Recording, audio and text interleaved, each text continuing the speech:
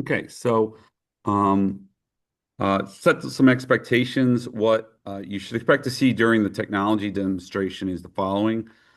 First, we'll show you how to use an in-house database built by AI to complete part and product matching so that your team members can quickly see which of your products can replace your competitors and OEM parts in the aftermarket sales process. Secondly, we'll show you how you can conduct product price analysis comparing your current product pricing to all your competitors so you can make strategic price decisions to increase sales, and that could be or increase profitability. After that, we'll show you how the platform can give you new product development or new product onboarding teams insights into which products are in the market already that you may not be participating in so that you can direct growth of your offerings and grow your catalog of offerings with a focus on new sales and profitability.